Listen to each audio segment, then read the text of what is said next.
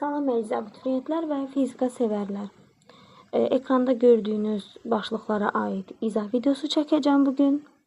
Əgər video çox uzun alınmasa, düşünürəm ki, elektrik yükü mövzusunu bu video ilə yekunlaşdırım. Səhv etmirəmsə, bu 3-cü hissədir. Yox, əgər video qısa alınmasa, uzun alınsa, daha geniş bir video alınsa, daha ətraflı bir video alınsa, bu indi çəkdiyim. Düşünürəm ki, bunu növbəti, yəni 4-cü hissə olaraq da paylaşım. Bu 3-cü hissədir çəkdiyimiz. Qeyd edim ki, elektroskop haqqında sıfırdan ən incə məqamlara toxunaraq detallı və ətraflı bir video, bir izah videosu hazırlamışam və buralara bir yerlərə qeyd edəcəm. Ya təsvir hissəsində, ya rəy hissəsində, harda bacarsam qeyd edəcəm, daxil olarsınız və o elektroskop haqqında məlumatlanmaq istəyən abituriyentlərimiz, dərindən məlumat almaq istəyənlərimiz oradan daxil olub baxa bilərlər. Təkrar edirəm, sıfırdan tam detallı ən incə məqamlara toxunaraq elektroskop haqqında hər şeyi izah edib, qeyd edib paylaşmışam. Keçək bu videonun mövzusuna. Bu videoda bəhs edəcəyimiz başlıqlar torpaqlama haqqında danışacağıq.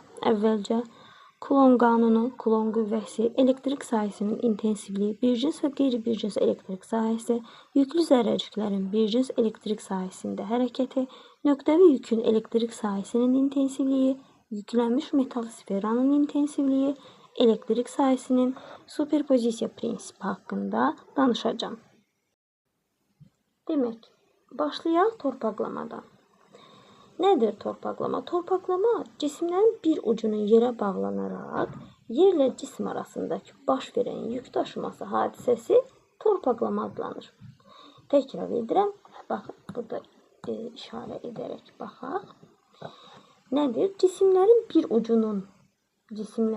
ucunun yerlə, fikir verin, yerlə bağlanaraq yerlə cisim arasında, yerlə cisim arasındakı daha doğrusu baş verən yük daşınması hadisəsi torpaqlama adlanır.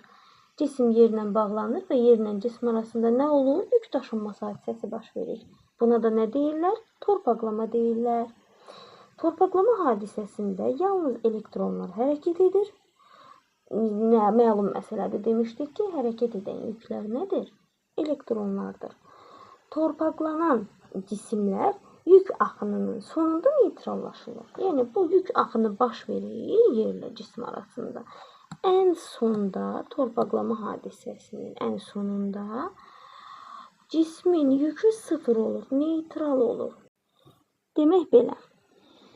Deyək ki, müsbət yüklənmiş keçirici cismi, baxın, bu müsbət yüklənmiş keçirici cismi yerlə birləşdirərək torpaqlandırırıq. Bu cismin neytrallaşması üçün nə lazımdır? Təbii ki, burada müsbətlər çoxdur. Buna elektron lazımdır ki, bu neytrallaşsın. Bunun müsbətinin sayı çoxdur. Müsbət yüklənib də bu keçirici cism. Ona görə də bu cismin neytrallaşması üçün elektronlar yerdən cismə doğru hərəkət eləyəcək. Biz bunu yerlə bağladıqsa və bu müsbət yüklüdürsə, müsbəti çoxdursa, 2 dənə mənfisi 10 dənə müsbəti varsa, məsəl üçün, müsbət yüklənmiş sayılır. Ümumi müsbət yüklü cisim sayılacaq. Və bu müsbət yüklü cismi biz yerlə birləşdirsək, buna nə ehtiyacdır? Elektron cəzb edəcək də, elektron can atacaq müsbətə doğru, məlum məsələdir. Və bu cisim də neytrallaşacaq. Deməli, dedik ki, elektronlar yerdən cismə doğru hərəkət eləyər də. Bu zaman yaranan cərəyanın istiqaməti var. Baxın, bu istiqamət sərdən danışa çəkirəm. Onlar elektronların əksi istiqamətində cisimdən elə bir yerə doğru olar. Dedik ki, bu cərəyan istiqamətidir də. Tutaq ki, elektronlar yerdən müsbətə doğru gedir. Düzdürmü? Bu zaman yaranan bu cərəyan istiqaməti dedik, elektronların əksi istiqamətində cisimdən yerə doğru olar. Burada cərəyan elə bir ki, necə deyim, hərəkət edən yük elektron olduğuna görə yerdən elektron can atacaq bu müsbət yüklənmiş cismə. Və axı demişdik ki, biz qüvvə xətləri müsbətdən çıxır, mənfiyə daxil olur. Onu demək istəyirdik. O müsbət yükdən qüvvə xətləri çıxır. Aydındır? Müsbət yükdən xaricə doğru gedir. Ancaq mənfi yükə daxil olur. Bunu keçmişdik. Qüvvə xətləri belədir və elektrik sahəsində qüvvə xətləri müsbətdən çıxıb mənfiyə daxil olur. Məlum məsələdir. Müsbətdən çıxır, mənfiyə daxil olur. Ona görə deyirik ki, cümləni təkrar edirəm. Ona görə deyirik ki, burada yaranan bu cərəyanın istiqaməti elə bir ki, elektronlar can atır müsbətə doğru. Amma ümumi cərəyan müsbətdən çıxıb mənfiyə doğru gedir. Hərəkət edən yük elektron olduğuna görə elektronlar bura doğru hərəkət edir. Amma cərəyan olaraq bir-birini cəzb edən iki yük arasında, iki yüklənmiş, daha doğrusu belə iki zərrəci arasında biri müsbət, biri mənfidirsə, müsbətdən çıxır, mənfiyə gedir qüvvə xətləri. Belə. İndi gəlin bunu silək. Demək, burada dedik ki, elektronun istiqaməti cismə doğru olacaq. Yerdən aldığı elektronlar sayəsində yekun yükü bunun 2 bərabərdir 0 olacaq. Neytrallaşacaq da, torpaqlama neytrallaşdırmaq üçündür. İndi bunu mənfi yük üçün də yazaq. Bunun üçün gəlin mən bunu çəkim, götürüm, kopyalayayım, uzaqlaşdırım buradan. Daha doğrusu uzaqlaşdırmayayım, kopyalayayım, eynisi kənarda olsun. Biz bunu düşünək nə kimi? Düşünək mənfi yük kimi. Gəlin silin bunu. Mənfi yükləri silim. Bir dəqiqə. Demək, gəlin bunu tamamlayayım. Bu mənfi yükdür. Mənfi yüklü cisimdir. Və yerlə bağlanıb da bu. Mənfi yüklü cisimdir, yerlə bağlanıb. Yerlə bağlanan bu mənfi yüklənmiş bu keçirici cismi yerlə birləşdirərək torpaqlandırsaq, bu cismi də neytrallaşdırmaq üçün məlum məsələdir ki, bu zaman burada elektron alış-verişi olmalıdır. Burada da elektron çoxluğu var və mənfi yüklənmiş cisimdir. Ona görə elektronlar mənfi yüklənmiş cisimdən çıxıb hara gedəcək? Yerə doğru gedəcək. Gəlin onu qeyd edək. Bunu mənfi yüklü elektrondur da, düzdürmü? Gəlin bunu qeyd edeyim. Elə belə çəkim. Aha, belə olacaq. Oxu da belə qoyacağım. Çünki necədir? Çünki elektronlar cisimdən çıxıb yerə doğru gedəcək. Cisimdən çıxıb yerə doğru gedən, gəlin bunu sürətini qeyd edeyim. Sürəti belə olacaq. Cisimdən çıxacaq, yerə doğru gedəcək. Elektronlar cisimdən çıxıb yerə doğru gedirsə, burada bir cərəyan baş verir. Bu cərəyanın istiqaməti, yenə deyirəm, elektronun əksinə olacaq. Çünki, bayaq dediyim kimi də, mənfi yükə daxil olur qüvvə xətləri. Mənfi yüklü burada nədir? Yer neytraldır. Mənfi yükdəki burada bu cisimdir, mənfi yüklənmiş cisimdir. Ona görə burada cərəyanın istiqaməti cismə doğru olacaq. Belə. Aha, demək belə. İndi üçüncü hala baxırıq. Birinci halda dedik ki, müsbət yüklənmiş cisim yerə birləşdirilərək torpaqlanır. İkinci mənfi yüklənmiş cisim yerə birləşdirilərək torpaqlandırılır. İndi baxırıq nəyə? Neytral metal lövhəyə baxaq. Deyək ki, torpaqlanmış neytral metal lövhədir və müsbət yük yaxınlaşdırılır ona. Bu müsbət yük, bu neytral torpaqlanmış, yerlə birləşdirilib torpaqlanmış yəni neytral lövhəyə yaxınlaşdırılarsa, torpaqlanmış tərəf, bu iki tərəfi var da, gəlin buna tutaq ki, A ucu deyək, B ucu deyək. Lövhənin A ucu, B ucu.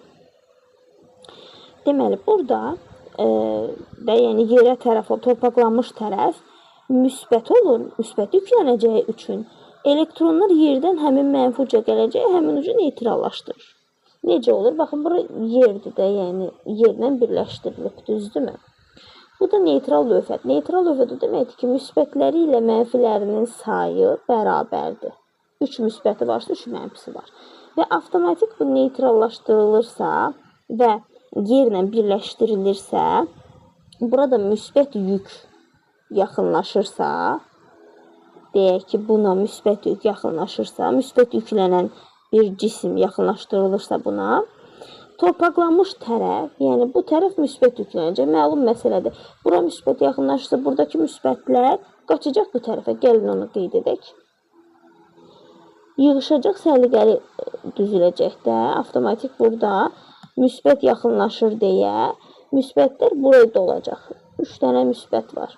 Bu tərəfə də mənfi də olacaq. 3 dənə mənfi var. Belə. Bu zaman neytrallaşır da bu tərəf. B ucu tutaq ki. Torpaqlanmış uc. B ucu nə olur? Neytrallaşır həmin uc.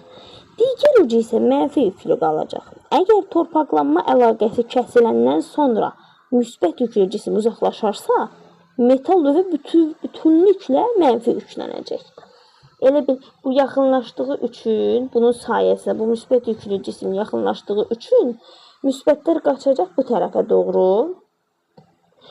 Bu tərəfdə müsbət yükləndiyi üçün yerlə arasındakı elektron alış-verişi bu şəkildə olur ki, yerdən elektronlar çıxacaq yuxarı, müsbət tərəfə doğru gələcək. Bax, buradan elektronlar, gəlin belə qeyd edin. Elektron deyirəm, götürüb müsbət yazıram. Aha. Elektron bu şəkildə hərəkət edəcək və bu şəkildə hərəkət edib gələcək, bunu neytrallaşdıracaq. B ucu neytrallaşdı, görürsünüz. Bu tərəfi isə mənfi yükləndi. Çünki elektronlar can atdı ki, gəlsin müsbətə tərəf. Ümid edirəm, izah edə bildim. B ucu müsbət yükləndi. Yer vasitəsilə neytrallaşdığı üçün elektron axını gəldi, bu müsbətləri neytrallaşdırdı. Amma qaldı digər uc, A ucu. A ucu da mənfi yüklənir. Müsbət yaxınlaşdığı üçün buradakı mənfilər qaçdı, can atdı, gəldi, durdu şüşənin arxasından müsbətə baxmağa. Gördünüz? Müsbət üçün gəldi, hamısı yığışdı bura. Bu tərəf A ucu mənfi yükləndi, B ucu müsbət yükləndi, amma torpaqlanma tərəfə, yerə tərəf, torpaqlanan tərəf olduğuna görə B ucu neytrallaşdı. Yer onun dadına çatdı, köməyinə çatdı, gəldi.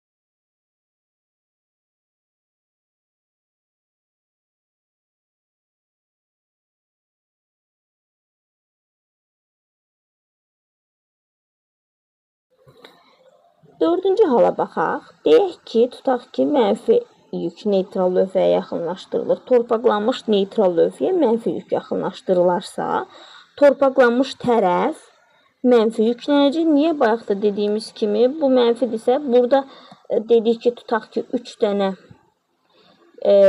belə gəlin çəkim. 3 dənə müsbət, 3 dənə mənfi varsa və mənfi belə mənfi yüklü cisim yaxınlaşırsa, avtomatik mənfilər qaçacaq lövhənin digər ucuna. Müsbətlər hərəkət eləmir ki, mənfilər hərəkət edir. Amma səliqəli olsun deyə belə yazırıq da biz. Müsbətlər qalacaq burada, müsbətlər qalacaq burada. Yazaq, necə dəqiqə mən hara keçdim? Aha. Müsbətlər qalacaq burada, amma mənfilər gedəcək digər ucu. A ucu müsbət yüklənəcək, B ucu mənfi yüklənəcək. Ancaq dediyimiz kimi yerlə birləşdirilən tərəf olduğuna görə B ucu torpaqlanaraq neytrallaşacaq yer tərəfindən. B ucundan gedir söhbət. B ucu yerə birləşdirilən tərəf olduğuna görə torpaqlanaraq neytrallaşacaq. Dedik ki, mənfi yüklənmiş tərəf torpaqlanaraq neytrallaşması üçün nə etmək lazımdır? Mənfidirsə bu tərəf, bu özündən yerə elektron ötürəcək. Nə edəcək? Özündən yerə elektron ötürəcək. Elektronun istiqaməti yerə doğru olacaq. Elektronun istiqaməti yerə doğru olacaq. Bu zaman ama demişdik mənfi yükdə cəryanın istiqaməti fərq cəryanı isə elektrona daxil olunacaq dedik ya. Aha. Yəni onu yadınızda saxlayın. Digər elə bir maddələrə aiddir. Demək, burada necə olur? Burada bu B ucu mənfi yüklənməyir. Baxın, bu B ucu mənfi yüklənir. Digər ucu isə müsbət yüklü qalır. Fikir verin, müsbət yüklüdür. Düzdürmü? Əgər torpaqlanma əlaqəsi kəsildikdən sonra mənfi yükdə uzaqlaşırsa, bayaqki kimi gəlin götürək bunu buradan. Bu yeri də götürək. Yerlə əlaqəsini də kəsdik. Bu yükü də uzaqlaşdırdıq. Buradan sanki heç yox imişlər. Düzdürmü? Bunları uzaqlaşdırsaq, nə baş verir? Baxın, yüklü cisim uzaqlaşsa metal lövhə bütünlüklə müsbət yüklü olur. Axı dedi ki, bu özündən elektron ötürəcək. Gəlin bunu elə bir götürək buradan. Çünki özündən elektron ötürdü. Burada da elə bir tutaq 2 elektron ötürdüsə biri qaldı məsəl üçün. Çoxluq təşkil edən müsbət yüklər oldu. Demək ki, bütünlüklə müsbət yüklənmiş sayıldı. Gəldik növbəti başlığımıza. Bu başlıq demək olar ki, elektrik yükü və elektrik sahəsi mövzusunun şah damarıdır, ürəyidir desək yeridir. Kulon qanunu necə ifadə olunur? Əvvəlcə ondan başlayaq. Nədir bu Kulon qanunu? Sükunətdə olan 2 dənə nöqtəvi yükün vakuumdakı qarşılıqlı təsir qüvvəsi, yəni F, yüklərin modullarının hasili ilə düz, mərkəzləri arasındakı məsafənin kvadratı ilə tərs mütənasib asılıdır. Bu Kulon qanunu adlanır. Eyni işarəli yüklər bir-birini itələyir, əks işarəli yüklər bir-birini cəzb edir. Həmin bu qüvvə, məsələn, eyni işarəli yüklərin arasındakı itələmə qüvvəsi, əks işarəli yüklərin arasındakı cəzb etmə qüvvəsi, bunlar Kulon qüvvələridir. Qarşılıqlı təsir qüvvəsidir. Bu qarşılıqlı təsir qüvvəsi qiymətcə bərabərdir, istiqamətçi əksdir. Newtonun 3-cü qanununa əsasən. Gəlin bunların yükləri filan çəkək, elə izah edin. Baxın, bunun ikisi də müsbət yükdür. Müsbət yük olduğu üçün deyirik ki, bunlar bir-birini itələyir, düzdürmü? Bunlar bir-birini itələyirsə, qüvvələri belə olacaq. Bəs yaxşı, bu qüvvələri necə adlandıraq? Bu 2-nin birə təsir etdiyi qüvvədir, bax bu. İkinci cismin birinci cismə etdiyi təsirdir, itələyir onu. Bu da birinci cismin ikinci cismə etdiyi təsirdir, o da bunu itələyir. İndi yaxşı, bəs bunların arasındakı məsafəni necə götürürük? Mərkəzlər arasındakı məsafələr olaraq götürürük, mərkəzlər arasını götürürük və bunlar, belə deyək ki, bunların düsturu necə olacaq? Bunların düsturu, mən bunu istəyirdim, amma neysə, heç olmaz. Bunların, baxın, görürsünüz, mərkəzləri necədir? Arasındakı məsafə, mərkəzlər arasındakı məsafə olacaq R. Qeyd edək. Bu oldu R. Demək, burada təsir əks təsirə bərabərdir. Dedik ki, yüklü zərrəciklər arasındakı qarşılıqlı təsir qüvvəsi qiymətcə bərabərdir, istiqamətçi əksdir. Gəlin bunu yazaq. Burada F1,2 bərabərdir. Mənfi F2,1 vektorial kəmiyyətlərdə qeyd edək. Fikir verin. Necə oldu burada? Təsir əks təsirə bərabərdir qanununa gəldik, çıxdıq. Newtonun qanununa. Bu, elə bil ki, itələmə qüvvəsinə aiddir də, həm də ikisi də müsbətdir, ikisi də eyni işarəlidir. Bir-birini elə bil ki, itələyir. Bu modulları bərabərdir bunların. Heç bunu yazmağa ehtiyac yoxdur. Məlum məsələdir ki, qiymətcə bərabər, istiqamətçi əksdir. Heç ehtiyac yoxdur bunları yazmağa. Belə. İndi mənfi və müsbət yükləri çəkək. Baxın, burada da bu F2,1-dir. F2, bu da F1,2-dir. 2-nin 1-ə göstərdiyi təsir və 1-in 2-yə göstərdiyi təsir. Ancaq bir məsələ var ki, bunlar bir-birini cəzb edir, əks işarəli olduqları üçün. Ona görə bunları belə qeyd edəcək. Baxın, bir-birinə doğru və mərkəzlər arasındakı məsafəni də mərkəzlər arasındakı məsafəni belə qeyd edəcək. Bu da ki, R-dir, məlum məsələdir. Bu da ki, R-dir. Bir də bunun kimi çəkim, onda bircə dəqiqə belə olmaz. Belə çəkim. Bunlar arasındakı məsafə.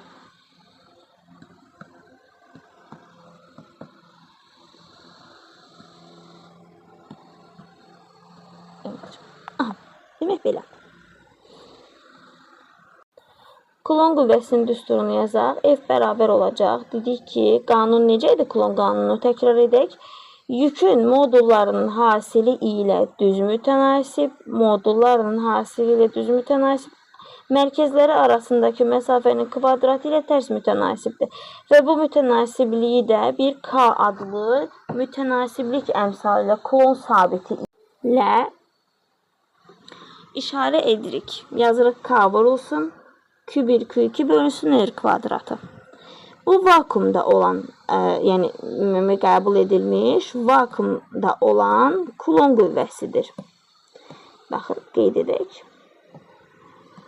Bunun ayağına 0 yazaq. Bu vakuumda olan standart bir düsturumuzdur. Bunu biz dielektrik mühitə də daxil edə bilərik. Yəni dielektrik bir mühitdə fərqli cür olacaq. Onu da F olaraq yazaq. F elə olduğu kimi dielektrik mühitdə nə olacaq bəs? Bu zaman F bərabərdir. Yenə K vurulsun. Yenə modulda Q1 vurulsun. Modulda Q2 bölünsün. Bu səfər epsilon vurulsun. R kvadrat olacaq. Dielektrik nüfuzluğunu daxil edəcəyik. Dielektrik nüfuzluğudur Y. Burada onu daxil edəcəyik nəyə? Düstura daxil edəcəyik. Çünki dielektrik daxilində vakuumda olandan fərqli olacaq. Məlum məsələdir. Demək, bu dielektrik.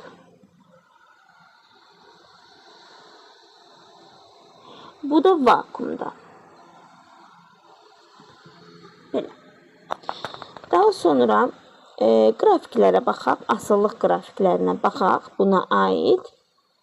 Burada F'in yüklərlə asıllığı ilə, ancaq yüklərlə asıllığı ilə radiusdan asıllığı var. Ona görə qeyd edək. Başqa bir kəmiyyətin asıllıq qeyd edilməyib. Sadəcə, məsələn, F'in tutaq ki, Q1 və ya Q2-dən asıllığı xəttdə olacaq. Məlum məsələdir, düz mütənasib olduğu üçün. Daha sonra deyək ki, radiusla asıllığını necə qeyd edək biz? Onun Coulomb qanununu təkrar edin. Orada nə deyir? Deyir ki, qüvvə yüklərin mərkəzləri arasındakı məsafənin kvadratı ilə tərs mütənasibdir. Görürsünüz, məxrəcdə yerləşir, tərs mütənasibdir. Bu dielektrik üçün də elədir, dielektrik daxili üçün də elədir, vakuum üçün də elədir. Çünki hər ikisində məxrəcləri düstur standartdır. Sadəcə birində dielektrik nüfuzluğunu daxil ediblər və salam. Bu da asıllıq qrafikləridir. Buradan Coulomb sabitini tapa bilərik. Dedik ki, K nədir? Coulomb sabitidir. Buradan K nəyə bərabərdir? Yazırıq K Coulomb sabiti, yəni bərabərdir. FR kvadratı. Düsturdan tapırıq da FR kvadratı bölünsün. Modulda Q1 vurulsun. Modulda Q2. Aha. Burada Coulomb sabitinin vahidi nə olacaq? Gəlin onu da yazaq. Bunu mən kənara biraz çəkeyim. Onun gəlin vahidini də yazaq. Transkripsiyada K bərabər olacaq. Vahidi gəlin elə qiyməti ilə bərabər yazaq. Standart qəbul edilmiş qiyməti 9 vurulsun 10 üstü 9. Vahidi isə Newton vur metr kvadratı bölünsün Coulomb kvadratı. Aha. Bölünsün Coulomb kvadratı. İndi biz burada Newton'da aça bilərik. Əsas vahidlərlə yaza bilərik. Ona görə gəlin elə buradan yazaq. Transkripsiyada K bərabərdir. Yəni vahidi. Kilogram vurulsun metr kubu bölünsün. Amper kvadratı vurulsun.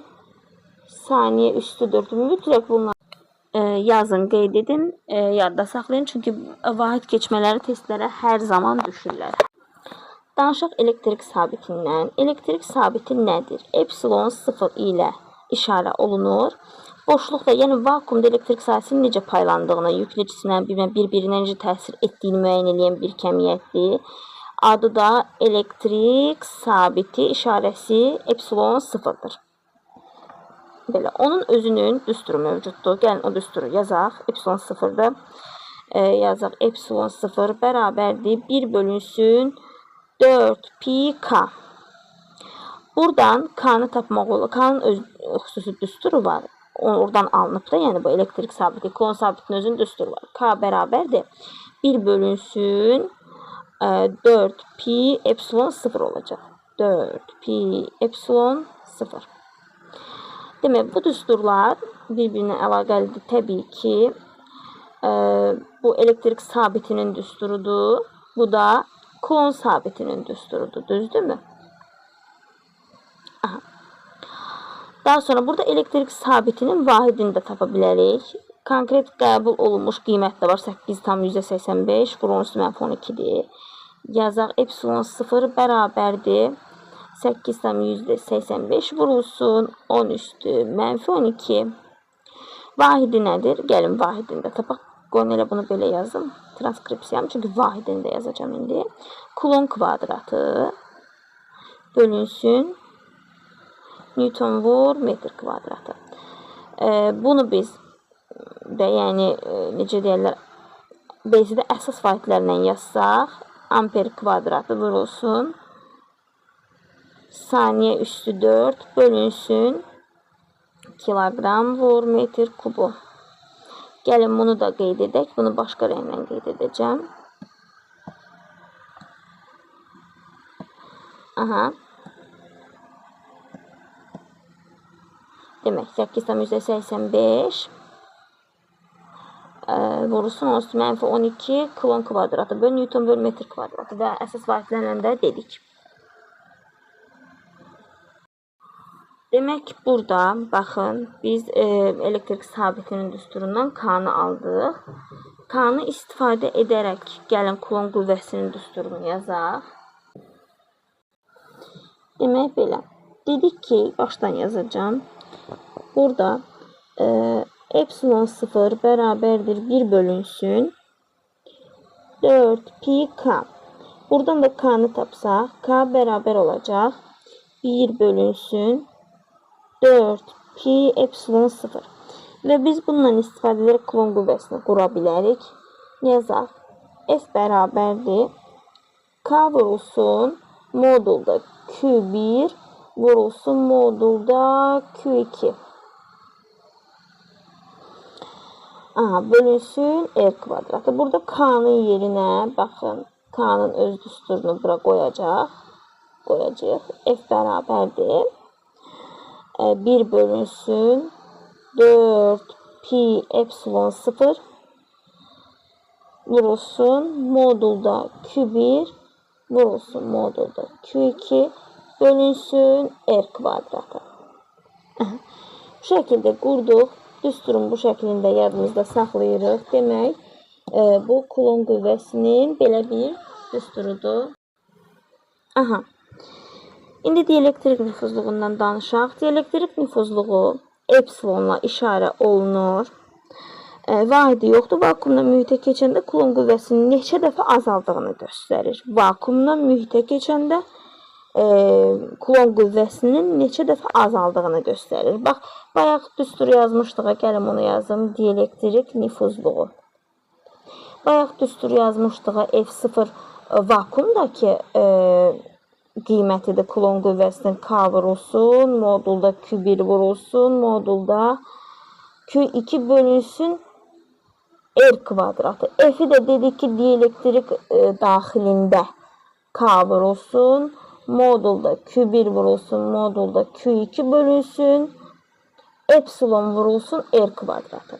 Bax, indi bundan F0 ilə F-in neçə dəfə fərqləndiyini göstərən bir kəmiyyətdir dielektrik nüfuzluğu, belə deyək. Ona görə də yazırıq epsilon bərabərdir. F0 bölünsün F olacaq. Buradan F0'ı tapsaq, məsələn, vakuumda, vakuum deyil də bu. Bu vakuumdadır. Üzr istəyirəm, bu vakuum, F0 vakuumdadır. F0 bərabər olacaq. Epsilon vurulsun F. Təkrar edirəm. Vakuumla mühitə keçəndə kulon qüvvəsinin neçə dəfə azaldığını göstərən kəmiyyətdir, vahidi yoxdur.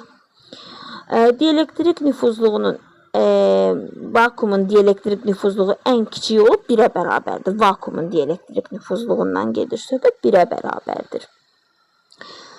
Bəzi qeydlər yazın burada. Kulon qüvvəsindən bağlı bəzi qeydlər yazaq. Vakuumla mühitə keçəndə kulon qüvvəsi dielektrik nüfuzluğu dəfə, yəni epsilon dəfədən gedir. Epsilon dəfə azalacaq. Vakuumdan mühitə keçdikdə kulon qüvvəsi dielektrik nüfuzluğu qədər dəfə azalacaq. Epsilon dəfə azalacaq. Bu birinci qeyd. Yazaq onu. Bu birinci qeydimizdir. Belə.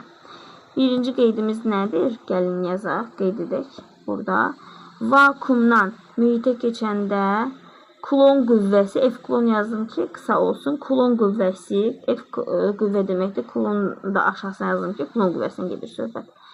Vakuumdan mühitə keçəndə kulon qüvvəsi, vakuumdan mühitə keçəndə kulon qüvvəsi epsilon dəfə azalacaq. Epsilon neçədirsə o qədər azalacaq. Sonra nə deyir? Deyir ki, bu səfər mühitdən vakuuma keçəndə kulon qüvvəsi epsilon dəfə artacaq.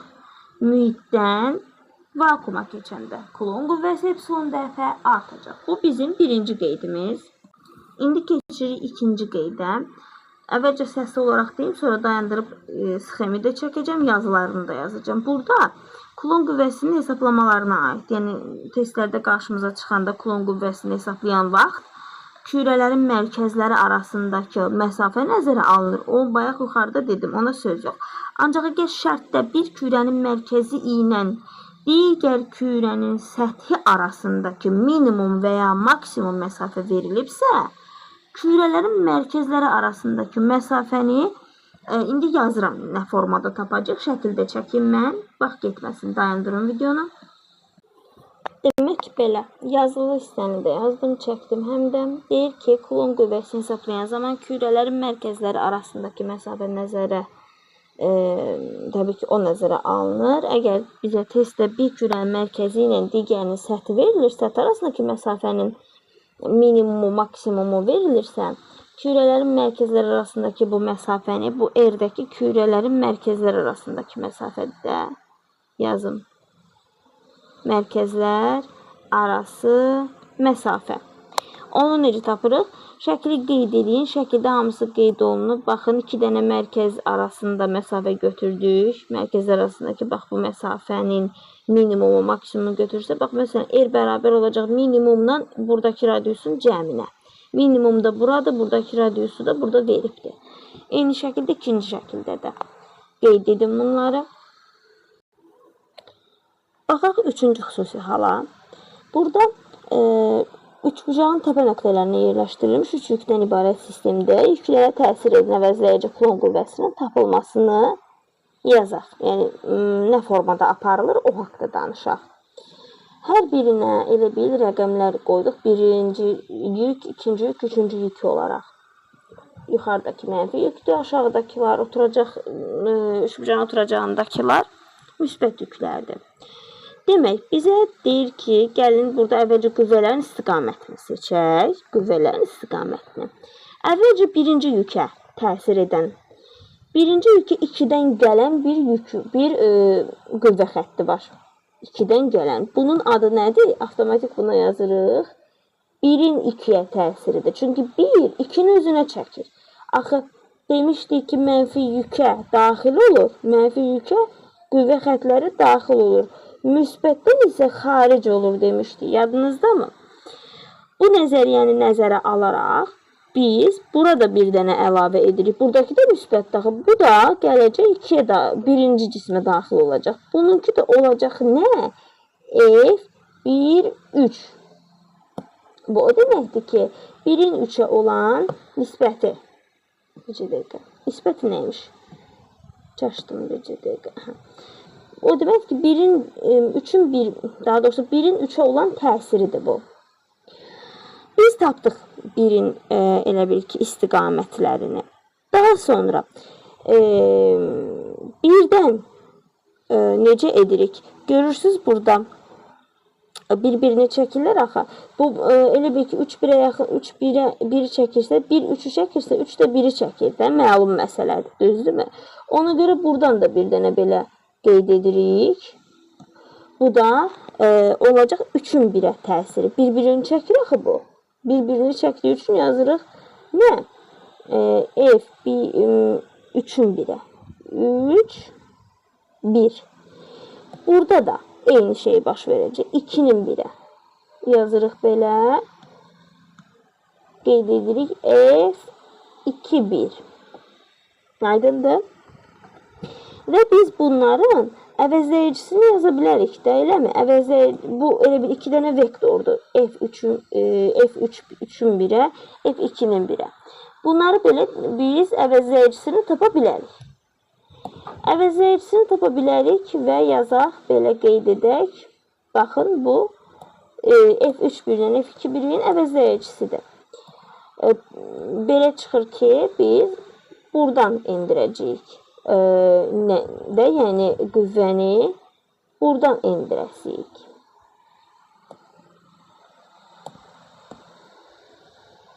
Olsun belə. Bu F1-ə təsir edən qüvvələrin əvəzləyicisi, baxın bu. F1-ə təsir edən qüvvələrin əvəzləyicisi. F1-ə hansılar təsir edirdi? Baxın, bu təsir edirdi, daha doğrusu bu təsir edirdi, bu təsir edirdi, düzdür? Və bu müsbətdir, bu müsbətdir. Bu müsbət ilə bu mənfi də bir-birini cəzb edəcək deyə bir-birinə qarşı-qarşıya gələn qüvvə xətləri qeyd etdik. Bunlar da bir-birini cəzb edəcək deyə qarşı-qarşıya gələn qüvvə xətlərini qeyd etdik. Demək, gəlirik 3-cü cismə. 3-cü cisimdən hesablayırıq. Baxın, burada görürsünüz 2-dən itələnir 3-cü cisim. 3-cü yük daha doğrusu. Amma 2-yə cəzb olunur, 3-dən, daha doğrusu 1-ə cəzb olunur, 2-dən itələnir. 1-ə cəzb olunur, 2-dən itələnir. Buna təsir edən qüvvələr, bax bu oldu, bir də bu oldu. Gəlin onu da qeyd edək. Belə oldu. Bunu bir də yaşıl rəng seçmişdik də bayaq. Və belə.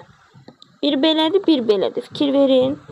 İndi görürsünüz siz bunların əvəzləyicisi necə olacaq? Bunların əvəzləyicisi olacaq bu şəkildə. Bir belə olur. Biri də belə gəlir. Bunların əvəzləyicisi də olacaq belə.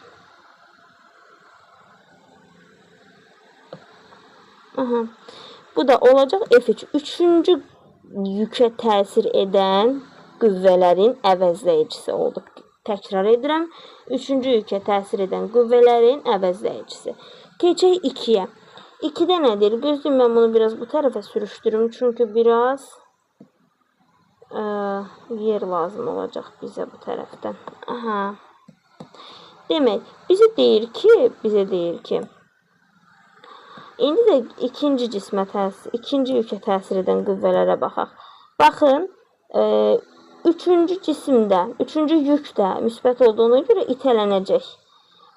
Demək, nə oldu? Bir tərəfindən cəzb olunacaq, 3 tərəfindən itələnəcək. Bunun da biz qəşəng burada çəkə bilərik.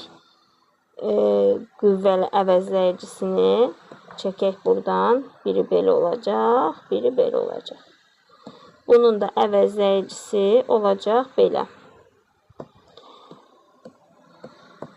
Belə. Bu da olacaq F2.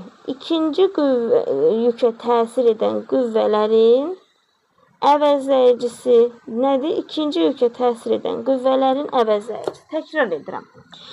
Baxaq birinciyə. Birinci qüvvə çəkilir buradan 2-yə doğru, buradan da çəkilir 2-yə doğru. Düzdürmü? Demək, bunların əvəzləyicisi bu olacaq. 3-cü yük deyək. Gəlin yük olaraq. 3-cü yük müsbətdir deyə bir tərəfindən cəzb olunur, 2 tərəfindən itələnir. İkinci yük 3 tərəfindən itələnir, bir tərəfindən cəzb olunur. Demək, bax, bu şəkildədir qüvvələr və qüvvələrin əvəzləyiciləri. Burada qeyd edim ki, baxın, bu qüvvə var, baxın, bu qüvvə, məsələn. Bu, 2-nin 3-ə təsir edən qüvvəsidir. 2-dən 3-ə gələn qüvvədir. 2 3 itələyir axı. Bu da 3-ün 2-yə gələn qüvvəsidir. Axı 3 2-ni itələyir. Çünki eyni yüklüdürlər ona görə. Başqa da nəyi unutduq burada? Belə başa düşürəm, heç nəyi unutmamışıq. Belə. Gəlin indi onun sözlərini burada qeyd edəcəm ki, siz konspektinizdə qeyd edəsiniz, yazasınız. Burada üçbucağın təpə nöqtələrində yerləşdirilən 3 yükdən ibarət sistemdə yüklərə təsir edən əvəzləyici Coulomb qüvvəsinin tapılması qaydası bu formadadır. İzah etdim.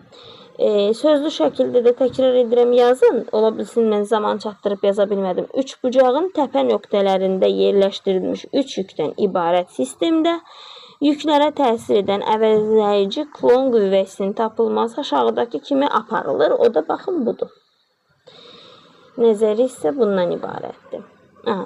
Digər başlığa keçək. Bir dənə qeyd də yazdırım. Zərrəcin yükünün, bax məsələn, zərrəcin yükü Q ilə işarə olunur da, qeyd edək. Zərrəcin yükünün həmin zərrəcin kütləsinə nisbəti xüsusi yük adlanır. Nə adlanır? Yazırıq buradan. Xüsusi yük. Xüsusi yükü də gəlin işarə edək bir Q ştrixi ilə. Xüsusi yük yalnız zərrəcin yükünün miqdarından və zərrəcin kütləsindən asılıdır. Q ştrixin vahidini də yazaq. Bu da 4-cü xüsusi haldır. Xüsusi hal deyəndə ki, yəni qeyd olaraq yazında. Bunun Q ştrixin vahidi 1 klon bölünsün kiloqramdır. Onu da əsas vahidlərlə ifadə etsək, amper vur saniyə bölünsün kiloqramdır. Belə, gəlin bunları belə ştrixləyim, qeyd edin. Xüsusi yük haqqında olan nəzəri hissəni. Dedik ki, yükün, daha doğrusu zərrəcin elektrik yükünün həmin zərrəcin kütləsinə olan nisbəti xüsusi yük adlanır. Gəldik növbəti başlığımıza, elektrik sahəsinin intensivliyi mövzusuna. Elektrik sahəsinin gətirilmiş sınaq yükünə təsir edən qüvvənin həmin sınaq yükünün miqdarına olan nisbəti elektrik sahəsinin intensivliyidir. Başqa sözlə desək, vahid sınaq yükünə təsir edən qüvvədir. Yəni, elektrik sahəsinin qüvvə xarakteristikasıdır. Təkrar edirəm, elektrik sahəsinin qüvvə xarakteristikasıdır. Tərifində elektrik sahəsinə gətirilmiş sınaq yükünə təsir edən qüvvənin həmin sınaq yükünün miqdarına olan nisbətinə elektrik sahəsinin intensivliyi olan bir fiziki kəmiyyət adı verir. Fiziki kəmiyyətin adını veriblər. Burada elektrik sahəsinin intensivliyi Y hərfi ilə işarə olunur. Vektorial kəmiyyətdə elektrik sahəsinin qüvvə xarakteristikasıdır və qüvvənin sınaq yükünə olan nisbətinə bərabərdir. Vahidi transkripsiya içərisində qeyd edək, bərabərdir. Newton bölünsün Coulomb. Əsas vahidlərlə ifadə etsək, kiloqram vur metr böl, amper vur saniyə kubu. Burada F yükə təsir edən qüvvədir, Q də sınaq yükünün miqdarıdır. Daha sonra elektrik sahəsinin intensivliyi dedik ki, qüvvə xarakteristikasıdır. Vektorial kəmiyyətdir. Vektorialdır. Qüvvə xarakteristikasıdır. Qüvvə xarakteristikasıdır. Daha sonra sınaq yükü ilə qüvvədən əsla asılı deyil. Onun gəlin biz qrafikini çəkək. Qeyd edək, əsla sınaq yükündən, sahəyə gətirilən sınaq yükünün miqdarından və qüvvədən asılı deyil. Qeyd edirik, intensivliyin qüvvə və sınaq yükü. Gəlin burası sınaq deyək. Əsla asılı deyil.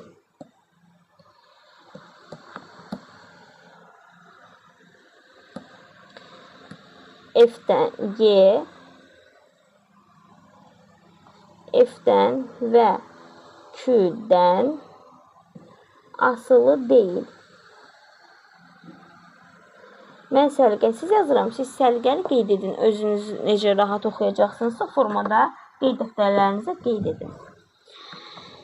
Aha, yükə təsir edən elektrik qüvvəsinin burada düsturunu tapsaq, elə bil ki, bu məsələn Y bərabərdir F bölü Q-dürsə, F də bərabər olacaq. Təbii ki, QY elektrik qüvvəsinin düsturu da budur. Yükə təsir edən elektrik qüvvəsi.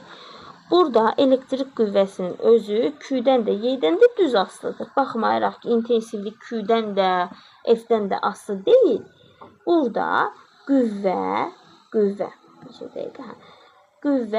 yükdən də, intensivlikdən də düz asılıdır. Qüvvə yükdən və intensivlikdən düz asılıdır uşaqlar. Mən bu səliqə problemim olmuyor, qələm narahat işləyir son zamanlar. Aha, düz asılı olacaq. Çəkdik. Aha. Demək belə. Daha sonra orada gəlirəm. Elektrik sahəsinin intensivlik xətləri qapalı deyil. Yəni intensivlik xətləri müsbət yükdən çıxır, mənfi yükə daxil olur. Yəni istiqamət o yöndədir. Müsbət yükün intensivlik xətləri qüvvə xətləri adlanır. Yəni intensivliyin vektoru, qüvvə xətləri, bunlar hamısı eyni anlayışlarda. Müsbət yükün intensivlik xətləri özündən xaricə çıxır. Mənfi yükün intensivlik xətləri özünə daxil olur. Bayaq da izah elədiyim kimi qüvvə xətləri çəkək qüvvə xətlərini qeyd edim burada. Aha. Baxın, bir tutaq ki, 2, 3 dənə qeyd etdik, bəsdir. Gəlin bir dənə də buradan qeyd edim.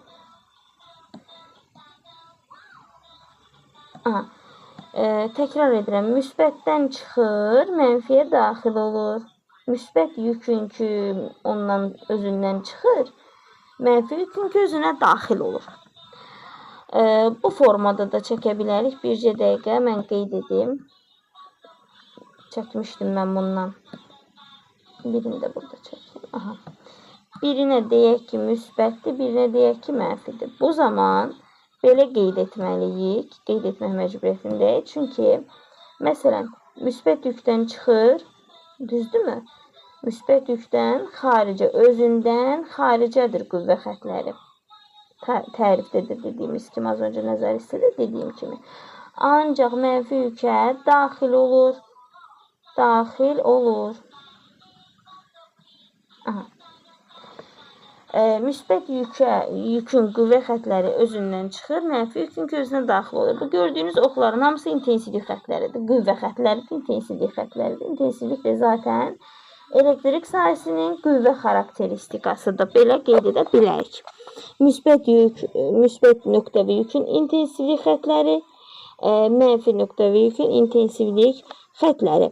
Deyək ki, 2 dənə müsbət yükdən ibarət sistemi çəkmək istəyirik. 2 dənə müsbət yükdən ibarət sistemin intensivlik xətlərini necə çəkirlər? Baxın, başqa rəng eləyim. Olsun mavi məsələn. Aşağı, bəli, aha. Birini də çəkək belə. Fərqi yoxdur, yaşıl olsun. Bizə deyir ki, biri müsbətdir, biri mənfi. Yox, ikisi də müsbətdir deyir. Tutaq ki, ikisi də müsbətdir, bu da müsbətdir, bu da müsbətdir. Düzdürmü? Bunun qüvvə xətləri necə olacaq? Təbii ki, bu özündən çıxır, yəni həm özündən çıxır, həm də bir-birini itələyir də, düzdürmü? Bunlar bir-birini itələyirlər. Heç cürə bu tərəfə gələ bilməz. İtələnir buradan. Heç cürə gələ bilməz. Buradan itələnəcək bu formada. Bununki də eynən özündən çıxandır. Eyni zamanda qarşısında da bir dənə müsbət var və ona görə də buradan itələnəcək. Bu hissədə heç bir elektrik sahəsi yaranmayacaq. İtələnir bir-birinə, uzaqlaşmağa çalışırlar.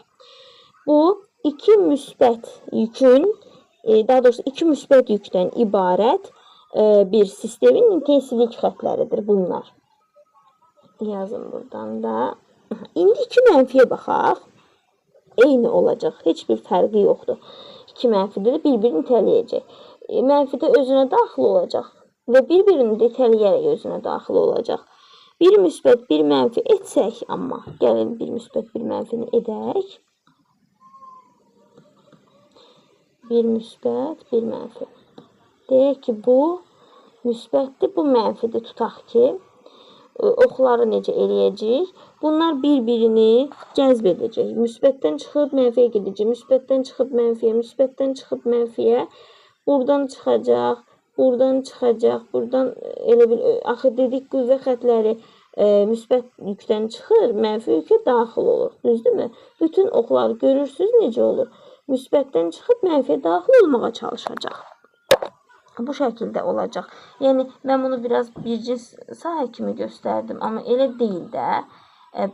Mən niyə bunu silə bilmədim? Necə deyil, biraz genişlədim. Aha.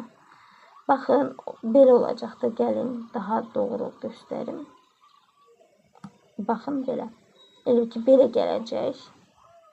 Bir dənə düz gedəcək, qalan hamısı əyri getməyə çalışacaq. Çünki burada söhbət bircins elektrik sahəsindən getmir. Nöqtəvi yükə təsir edən qüvvə xətlərindən gedir. Bunların hamısı intensivlik xətləridir. Hər biri intensivlik xətləridir. Aha. Daha sonra burada müsbət yüklənmiş lövhənin intensiv xətlərində danışa bilərik. Aha, müsbət yüklənmiş lövhənin intensiv xətləri burada qeyd olunub. Baxın. Görürsünüz, özündən xaricə çıxır. İndi mənfiyə baxaq. Burada mənfi yüklənmiş lövhənin intensivlik xətləridir. Görürsünüz, necə özünə doğru gəlir, özünə daxil olur. Bu da intensivliyin